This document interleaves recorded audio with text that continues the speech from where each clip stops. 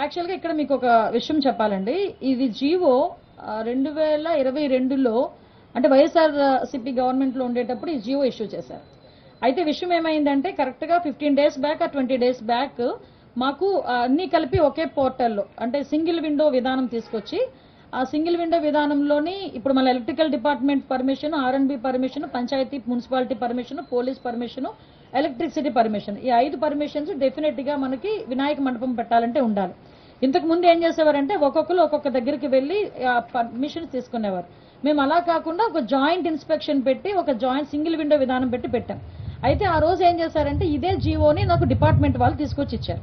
ఇస్తే నేను యాస్టీస్ గా ఈ జీవోలోని ఏదైతే ఉందో మేము దాన్ని చెప్పడం జరిగింది. అయితే ఈ విషయం తెలుసుకున్న వెంటనే గౌరవ సీఎం గారికి విజ్ఞప్తులు వచ్చినాయి. గౌరవ సీఎం గారు కూడా దీని విషయం మీద మమ్మల్ని అడిగారు.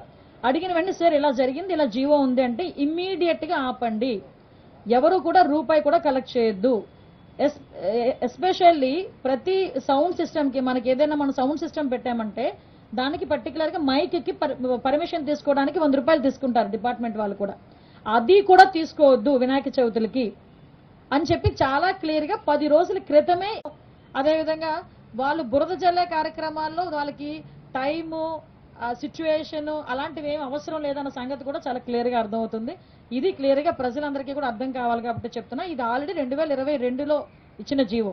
ఆ రోజు ఆ జీవోని కూడా పక్కన పెట్టి ఎట్టి పరిస్థితుల్లోనే ఎవరి దగ్గర ఎవరికి కూడా అది కలెక్ట్ చేయొద్దు అని చెప్పారు. ఎవరు కూడా అక్కడ కలెక్ట్ చేయట్లేదు. ప్రతి ఒక్క చోట కూడా వినాయక ఉత్సవాలు అంగరంగ వైభవంగా జరుగుతున్నాయి. ప్రజలు ఎవరు కూడా ఇబ్బంది పడట్లేదు.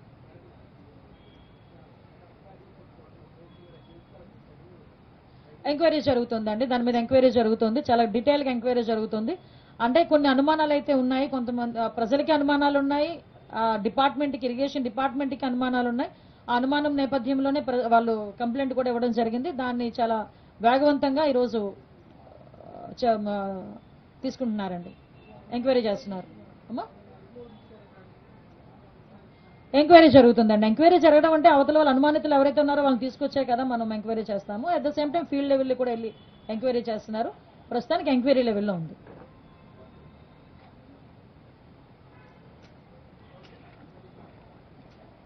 Thank you.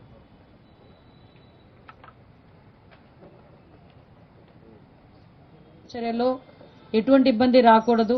వర్షాలు పడుతున్నా కూడా ఎక్కడైతే వరద ముంపు ప్రాంతాల్లో ఉన్నారో ప్రజలు వాళ్ళందరికీ కూడా సహాయక చర్యలు అందాలి అనే ఒకే ఒక ఉద్దేశంతో గౌరవ చంద్రబాబు నాయుడు గారు సీఎం గారు ప్రత్యేకంగా అంటే ఇక్కడే బస్సులోని ఇన్ని రోజుల నుంచి గత 8 డేస్ నుంచి కూడా బస్సులోనే తన అడ్మినిస్ట్రేషన్ కొనసాగిస్తూ ప్రతిరోజు కూడా ఉదయం సాయంత్రం కూడా ఎక్కడైతే మన ముంపు ప్రాంతాలు ఉన్నాయో ఆ ముంపు ప్రాంతాలన్నిటికీ కూడా స్వయంగా తనే వెళ్లి పర్యవేక్షించి సాయంత్రం అయ్యేసరికి మళ్ళీ అఫీషియల్స్ అందరితోనే కూడా కూర్చొని రివ్యూ చేసి ఎక్కడెక్కడ ప్రాబ్లమ్స్ ఉన్నాయో అవన్నీ కూడా అఫీషియల్స్ కి అదేవిధంగా పొలిటికల్ లీడర్స్ కి అందరికీ చెప్పి నెక్స్ట్ డేకి ఆ ప్రాబ్లం రాకుండా చూసుకునే బాధ్యత పర్టికులర్ గా గౌరవ సీఎం గారు చంద్రబాబు నాయుడు గారే తీసుకోవటం అన్నది నిజంగా ఒక రకంగా చెప్పాలంటే ఒక గుడ్ సైన్.